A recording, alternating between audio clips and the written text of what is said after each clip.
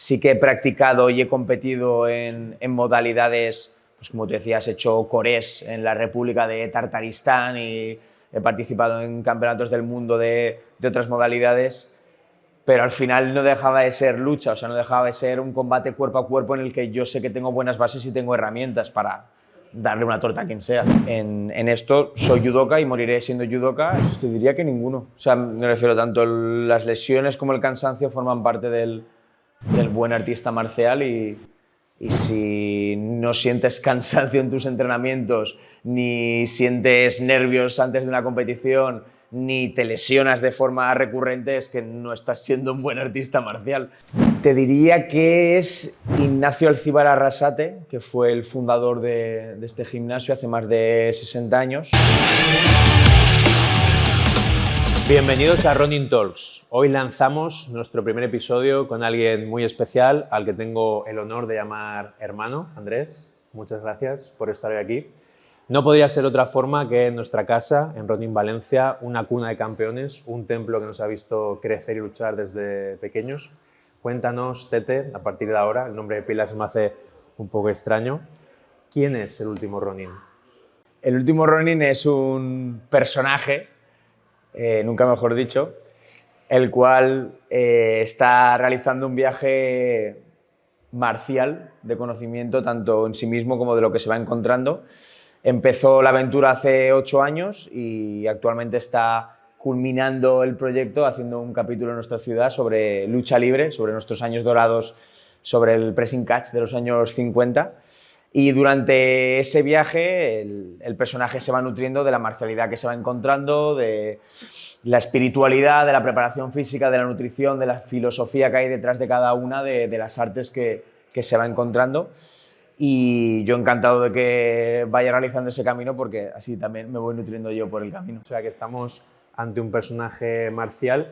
Cuéntanos un poco tus orígenes sobre cómo empezaste este camino de las artes marciales.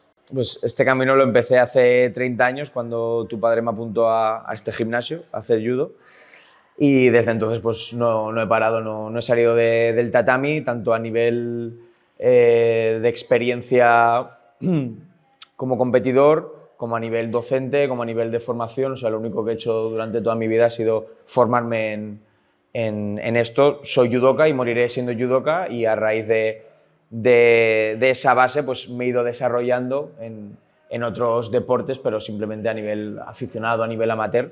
Y gracias a esa formación pues también cuando se me presenta la oportunidad durante el documental pues puedo disfrutar de aquello que me están enseñando. Tienes más herramientas para disfrutarlas. ¿Practicas y has practicado muchas artes marciales? ¿En cuál te gustaría hacer mayor hincapié y perfeccionar esa práctica? ¿O quizá hay algún arte marcial que te gustaría aprender nueva? Pues ahora mismo estoy disfrutando mucho del Brazilian Jiu-Jitsu porque le veo muchísima transferencia al judo y considero que un buen judoka debe ser también un gran luchador en el suelo. Antes de eso estuve haciendo MMA y la verdad es que me fascinó. Y como artes marciales que me gustaría practicar, en mi país tengo pendiente el palo canario, el tolete canario, son artes marciales que me gustaría profundizar en algún momento. El astra hacha, que es digamos el antiguo arte marcial que tenían los bandoleros, con las facas y las navajas gigantes, que ha derivado a día de hoy en el silaram, que es un arte marcial gitano, que utilizan pues, tijeras y utilizan facas, que son cosas que aún están vivas en nuestro país y hay pequeños grupos que las siguen trabajando y la verdad es que por ahí, a nivel nacional, es lo que me gustaría experimentar y profundizar. Y fuera de aquí te diría que el Muay Thai Sangha en Tailandia, que es el ancestral del cual viene el Muay Thai, y el Kalaripayattu, que es el arte marcial indio del cual se supone que nacen el resto de artes marciales y pues tienen trabajo de gadas, que son las mazas que utilizamos aquí en el Ronin. En fin, tienen un trabajo bastante peculiar y son las que me gustaría profundizar en un futuro. Hostia, pues tienes trabajo ahí de profundización. Hay larga vida al último Ronin por muchos años. Dentro de este colectivo, Tete, ¿qué es lo que peor llevas en cuanto a cansancio, lesiones? ¿Qué aspecto destacarías más negativo, por así decirlo? Te diría que ninguno. O sea, me refiero tanto las lesiones como el cansancio forman parte del del buen artista marcial y si no sientes cansancio en tus entrenamientos, ni sientes nervios antes de una competición, ni te lesionas de forma recurrente, es que no estás siendo un buen artista marcial. Forma Entonces, parte intrínseca, ¿no? de la práctica, te hace más fuerte, más consciente. O sea, al final tú aprendes a entrenar con esa fatiga y con esas lesiones, y si no puedes golpear con un brazo, pues golpeas con el otro. Si estás más cansado, pues tiras de cabeza o tiras de entrenar más para tolerar mejor esa fatiga, claro. Pero forma parte del proceso. Claro, totalmente. ¿Y quién dirías que es tu mayor referente dentro de las artes marciales? Te diría que es Ignacio Alcibar Arrasate, que fue el fundador de este gimnasio hace más de 60 años, por el honor de formar parte de esa familia, de esa historia, de estar ahora mismo aquí en el Ronin hablando contigo sobre esto, y por ser la primera persona que trajo el judo a Valencia y de las primeras que lo trajo a España. Estoy muy de acuerdo con esa respuesta. Dentro de estos años en los que llevas practicando todos estos deportes, aproximadamente unos 30 años, ¿cuál ha sido el peleador más duro o más competitivo al que te has enfrentado? Pues te diría que Nacho Salvador, que fue compañero mío de entrenamiento cuando yo estaba compitiendo a buen nivel. Él ya se había retirado, pero seguía siendo la persona que más agonía me ha hecho sentir durante un combate, tanto de pie como en el suelo. Y me encanta que sea así, que al final tu máximo rival sea uno de tus mejores amigos y con el que de verdad compartes tatami a diario. Pues un poco, hemos tenido personajes así como puede ser Julio, como puede ser Paco el Negro, como puede ser gente que sabes que viene de un nivel increíble. Jesús Aparicio. Y que tú tienes el honor de medirte con él a diario y sabes que el día que tienes buenas sensaciones con esa persona delante es que estás fino. Esos son campeones de gimnasio puros y duros. Claro, pero es que al final para mí son los mejores. O sea, sí que he tenido varios competidores con los que he competido en varias ocasiones y hemos tenido ahí la carrera deportiva de me ganas tú, me gano yo, te estudio, me estudias, somos rivales dentro del tatami y amigos fuera de él, pero a nivel de tomar una persona de referente y de verdad proponerme ganarle, o sea, a día de hoy, yo con 34 años y él con 44, a día de hoy es cuando por primera vez le gano en un tatami. O sea, por primera vez sé que estoy mandando yo durante el combate, después de 20 años de estar haciendo con él y él ganándome. Entonces, ese tipo de referencias creo que a todo artista marcial le viene bien, tener siempre a alguien por encima de él que le hace pues, esforzarse y darlo todo en cada combate. Ahí está la auténtica lucha, ¿no? El día a día, tener a 2 o 3 como mínimo superiores a ti que te obliguen a mejorar y a perfeccionarte. Correcto. Y sobre todo cambiar mucho de estímulo, o sea, que esos 3 o 4 sean tus compañeros de viaje siempre, pero ir de gimnasio en gimnasio, haciendo sparring con absolutamente todo el mundo, viajar a otras ciudades, a países extranjeros, al final eso y las competiciones es lo que más te va a nutrir. Claro, es lo que más te hace mejorar. Y dentro de todos los deportes de contacto que has realizado, porque recordemos que has estado en Europa del Este, has estado en Asia y lógicamente todo lo que has practicado en nuestro país y lo que te queda por realizar, ¿cuál sería esa modalidad de contacto más dura que has realizado hasta ahora? Te diría que MMA.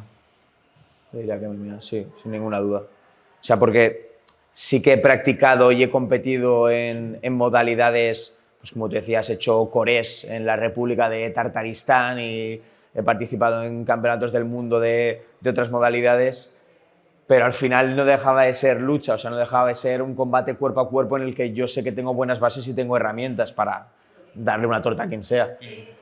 Pero en MMA ha sido lo que de verdad me ha puesto en mi sitio de decir, vale, aquí hay striking, hay wrestling, hay grappling y tengo que gestionarlo todo a nivel fisiológico, a nivel de estrategia, a nivel de... Ya cuando analizas a tu contrincante, ya no es solo me puede venir por aquí o por allá, no, es que te puede hacer de todo, te puede hacer de todo. Entonces, a nivel de sensaciones y de disfrutar un combate, te diría que MMA me parece el más completo desde los orígenes de los tiempos con el Pancration hace 3000 años. Claro.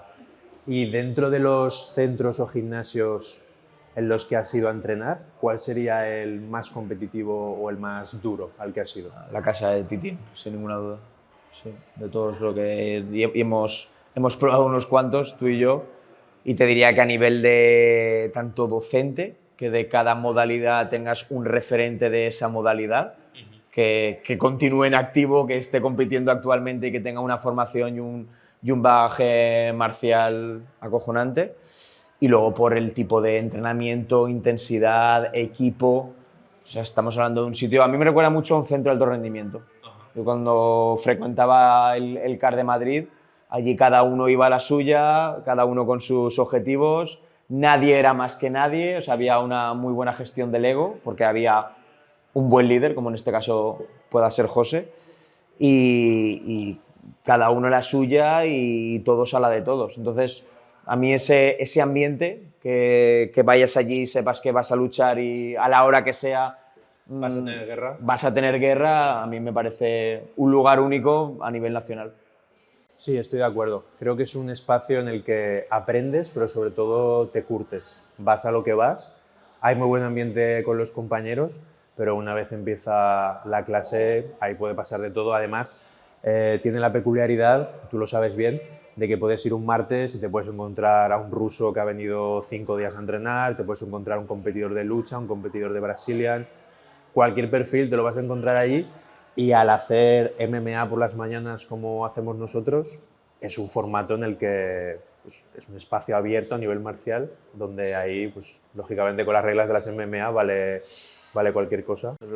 Luego, por ejemplo, el hecho de poder terminar tu clase y seguir entrenando, o sea, eso se hace en los centros de alto rendimiento, ¿sabes? El poder quedarte con un compañero a seguir haciendo sparring o meterte en otra clase o irte a correr con otro compañero o que otro compañero te proponga hacer unas pesas, es decir, te van saliendo las novias por todas partes y eso es como funciona un centro de alto rendimiento y es ese trabajo la base de que luego vengan los resultados. 100% de acuerdo. Vamos ahora a un prisma un poco más personal para conocerte más en profundidad. ¿Cómo es un día estándar, un día típico de Andrés Mínguez? Pues la verdad es que intento que sean muy diferentes con el anterior y sobre todo por épocas. O sea, en verano estoy currando los campamentos y demás, entonces no tiene nada que ver con mi día estándar en invierno, pero bueno, para que tener un día tipo, pues por la mañana desayunaría o no desayunaría según el momento de la temporada que esté y luego me vendría a currar, a dar mis clases o de preparación física o de judo. Entrenaría yo antes o después o durante esas clases, o sea, para mí eso es primordial y siempre busco mi hueco. Y si la noche anterior me acuesto pensando mañana tengo que hacer X cosas, no puedo entrenar, pues me levanto mucho antes para poder entrenar y darle prioridad a lo que para mí es. O sea, sí o sí va a haber entrenamiento y docencia de entrenamiento. Siempre. Eso, o sea, de hecho, ese sería el día tipo durante todo el año. Ajá. Lo que cambio es de escenario, pero al final esté haciendo el documental o esté en el running currando o esté en los campamentos, ese es mi día tipo y espero que continúe siendo durante muchísimo tiempo. Eso sería en cuanto a la parte del cuerpo y en cuanto a la parte de la mente, pues también intento todos los días a modo de lectura, aprendizaje o a modo de estudio sobre un arte marcial que estoy investigando o a modo de buscar cierta información, pero siempre intento desde hace muchos años muy enfocado al tema artes marciales y antes de eso pues fue a la preparación física, antes a la nutrición, antes, es decir, he ido como teniendo diferentes épocas en mi vida que me he ido enfocando todas las lecturas, debates, investigaciones en un tema en concreto hasta que he conseguido tener cierta base en ese tema para poder cambiar a otro. Estamos ante un tío muy completo, ¿eh? Tu madre estaría orgullosa. Hablándonos un poco de tu entrenamiento y de tu dieta en rasgos generales. Misma lógica. Varía mucho según el momento del año, tanto el entrenamiento como la alimentación. En verano me muevo, de moverme, pues me voy a correr por la montaña, escalo, bici, nado. Es decir, hago un tipo de entrenamiento que no hago durante el resto del año, que estoy más horas en el gimnasio, que muevo más peso, muevo más carga, lucho más. Entonces, simplemente me adapto a lo que tengo alrededor y al final he desarrollado un tipo de entrenamiento que me permite hacerlo en 1 metro cuadrado. Entonces, Creo que esa es una gran virtud que debería tener todo el mundo, da igual que estés donde estés, que tú vas a seguir entrenando porque estás tú presente contigo mismo y no te hace falta absolutamente nada más. Claro. Y en cuanto a alimentación, misma lógica. Pues en verano, que hace mucho más calor, consumo mucha más verdura y fruta que en invierno, que hace más frío, por lo tanto me alimento más a base de grasa y proteína. Intento adecuar un poco el nivel de movimiento y de trabajo mental que tengo en ese día para comer una cosa u otra. Pues ahora, por ejemplo, en enero empiezo un periodo de alimentación cetogénica, creo que esto va a ser el 7º año que lo hago. Exagero el periodo de ayuno que hago en esa época, me pongo más a prueba, es decir, entreno más, como menos, voy probando sensaciones. Al final he hecho siempre prueba y error. O sea, he probado a ser vegetariano, he probado a ser carnívoro, he probado a ser todo, he ido sacando conclusiones propias y a partir de ahí pues he ido modificando una cosa o en otra, pero la única recomendación que daría en este aspecto es que cada uno probase lo que le viene bien y a partir de ahí sacase sus propias conclusiones. Qué bueno. Me ha gustado mucho en general lo que has dicho, pero te quería proponer algo con lo que has dicho del entrenamiento. En este programa tenemos la peculiaridad de que luchamos con el invitado, pero me gustaría que me enseñaras luego a hacer físico, a entrenar en 1 metro cuadrado. Eso luego lo quiero que lo probemos juntos. Lo harás. Nos has hablado antes, Tete, de tu documental del último Ronin. Háblanos de cómo empezó, cómo se desarrolló y cómo está actualmente ese documental. Todo empezó cuando estuve currando para la UNESCO en Corea. Fue una época en la que me dedicaba a investigar artes marciales de forma presencial en países de Asia y empecé a documentarlo con vídeos. O sea, todo lo que iba haciendo, probando, experimentando, lo grababa y ahí nació. O sea, eso cada vez se fue haciendo más grande hasta que vi que era un proyecto con potencial y que el mero hecho de desarrollarlo iba a hacer que yo me nutriese mucho durante ese camino marcial y realizase ese musasugyo, ¿no? Que es ese viaje de conocimiento que hacían los antiguos Ronin cuando tenían tiempo libre, pues vagaban por todo Japón, incluso por fuera de Japón, batiéndose en duelo, aprendiendo en diferentes escuelas y probando diferentes cosas, prueba y error, para formarse como artistas marciales. Y es un poco la idea que llevo. O sea, estás documentando los deportes de contacto de diferentes zonas de España y del mundo en general y plasmando esa cultura y ese folclore en la cámara. Correcto. En principio empecé por fuera de España y la idea originaria era realizar la Ruta de la Seda, que era una ruta comercial que siempre había querido hacer, ¿no? Unía Oriente con Occidente, y hacer un poco una tesis doctoral de cómo esa ruta comercial propagó las artes marciales de Oriente hasta Occidente. Doctor Mínguez. Doctor Mínguez, me puedes llamar. Y a raíz de eso hice varios pinitos, pero a nivel logístico y económico era mucho más elevado que contratar productoras aquí en España y grabar artes marciales aquí en España, que también tenemos una cultura enorme, la cual es desconocida para la mayoría de gente aquí. Yo recuerdo el momento en casa, en el comedor, en el que empezaste a documentarlo y a hablar de un documental oficial. Lo tengo en la cabeza ahora mismo. Háblanos, Tete, sobre los campamentos. ¿Cómo es la dinámica y la energía que se respira en un campamento en El Cuervo? Pues nosotros, desde el centro Ronin, tenemos un albergue, el albergue Ronin, en un pueblecito de Teruel, El Cuervo, y lo que hacemos son campamentos deportivos. Desde hace más de 30 años empezó Nacho y a día de hoy lo seguimos haciendo entre los dos.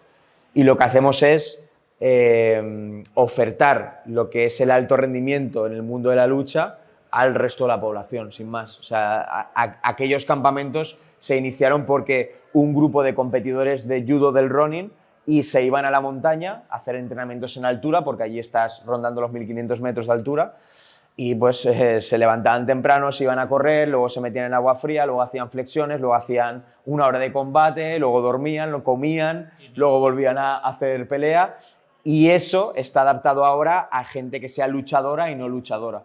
Lo bonito es que hasta ahora nuestro público eran luchadores, como se puede uno imaginar, y ahora estamos teniendo un público totalmente variado, desde campamentos de yoga que quieren iniciarse en el mundo de de la lucha, hasta campamentos totalmente técnicos sobre el manejo de mazas, es decir, un perfil muy variado que quiere experimentar este tipo de entrenamiento y de vivencias, porque al final el mundo de la lucha en un entorno único como es aquella montaña, con su río idílico, con zonas para escalar cerca, con rutas de bici, es decir, aquello es el paraíso, hay poca cobertura, es un pueblo muy pequeñito y la verdad es que las sensaciones que sales cuando haces un campamento siempre son positivas, repite muchísima gente y de hecho este año ya no quedan días disponibles para ofertar ningún campamento más porque en absolutamente todas las semanas tenemos uno de una modalidad u de otra. La está petando, o sea, sería acercar el mundo de la lucha al ciudadano o al deportista estándar. Correcto, o sea, la preparación física en torno a ese mundo de la lucha, no hace falta que se haga lucha en un campamento, de hecho en varios de ellos no hacemos nada de lucha, pero sí todo lo que hay alrededor. Y en la mayoría sí que, según el perfil del cliente, hacemos como iniciación a la lucha o nos centramos más en boxeo en otro campamento, es decir, vamos un poco tocando todos los palos para que todo el mundo experimente nuestro mundo y vea que es un camino maravilloso que está al alcance de cualquier persona. Entonces supongo que te encuentras a mucha gente que te pregunta por iniciarse en estos contextos en las artes marciales. ¿Tú qué les recomendarías? Pues siempre les recomiendo que se busquen el gimnasio marcial más cercano que tengan a casa y vayan a probar.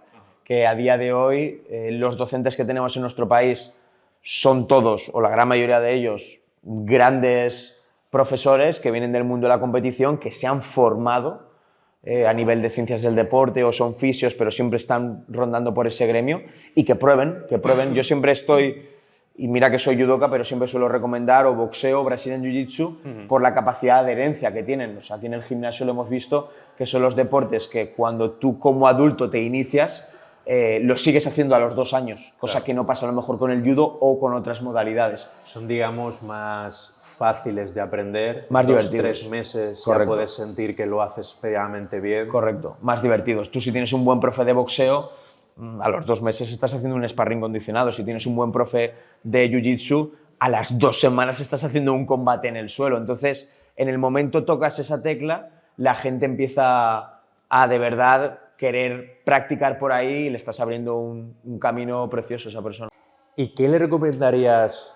Hemos hablado de otros hábitos o estilos marciales a terceras personas, pero a ti mismo de hace unos años, a tu yo de 20 años, por ejemplo, ¿qué le recomendarías? He pensado varias veces que ojalá a mi yo de hace 20 años lo hubiese cogido yo a día de hoy y lo hubiese podido entrenar como entreno a día de hoy y transmitir los conocimientos que ahora tengo.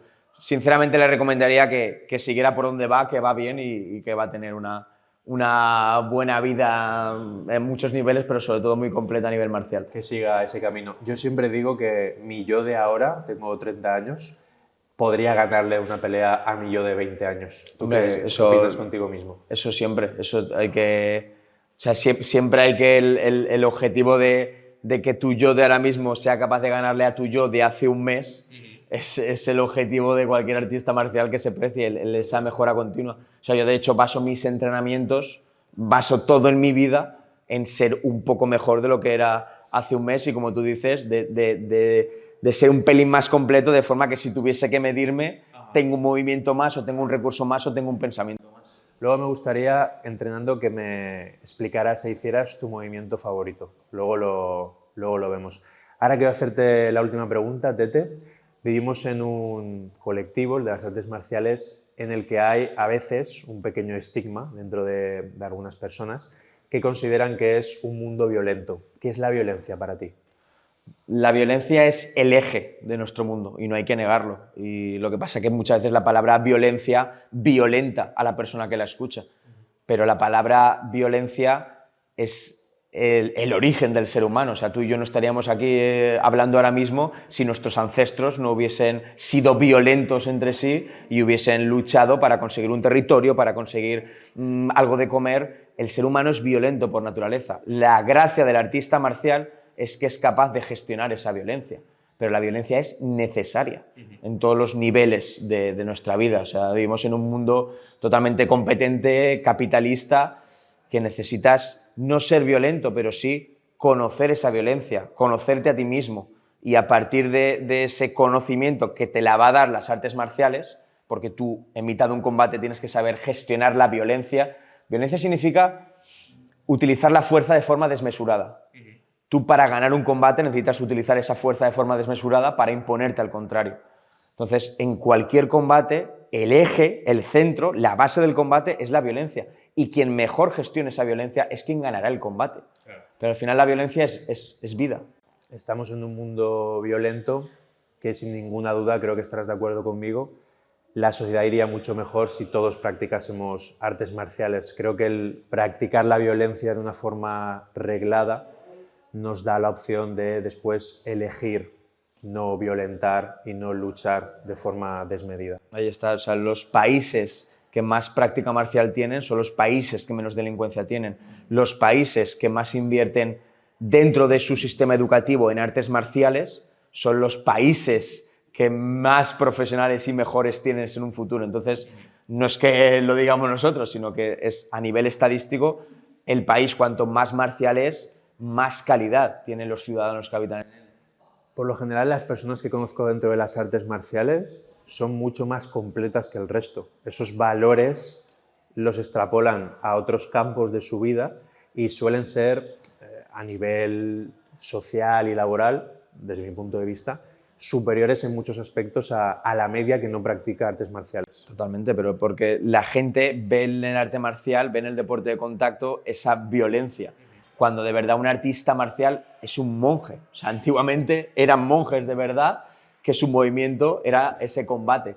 Entonces, en el momento tú estás ante un atleta de combate, estás ante una persona muy trabajada a nivel mental, que ha extrapolado toda la gestión emocional que puede hacer dentro de un combate a su vida diaria, que esa capacidad de esfuerzo, de superación, de disciplina consigo mismo que tiene para entrenar un deporte que es lo más duro que existe en este mundo, a nivel fisiológico y a nivel mental, lo está extrapolando a su vida diaria, a todos los ámbitos, laborales, relaciones personales, todo. Seguiría filosofando y hablando contigo de esto mucho más, pero ¿qué te parece si nos movemos un ratillo? Vamos a luchar. Vamos a ello.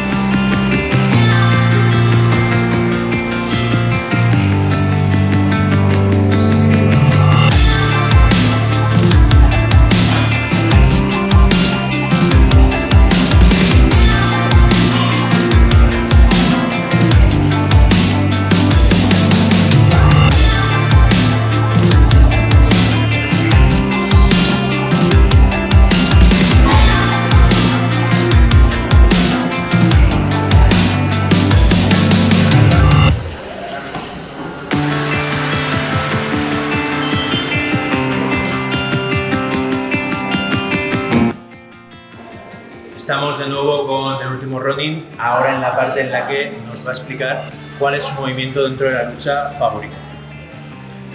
Los barridos me gustaban mucho. Lo que hacía era ponerme muy duro en la parte de arriba, de forma que el otro contrincante se veía la necesidad de barrerme, porque yo le enseñaba este pie.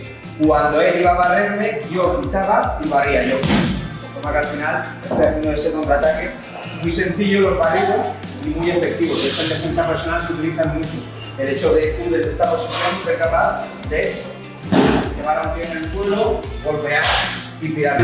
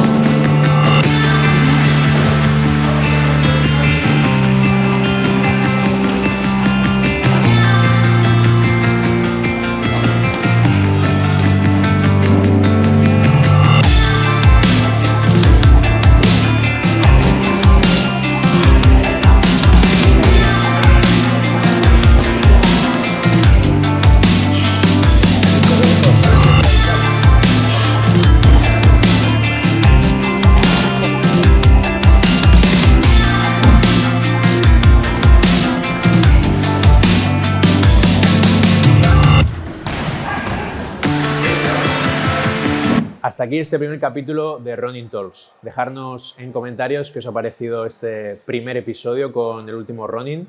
Suscribiros al canal y estaros atentos a los futuros invitados.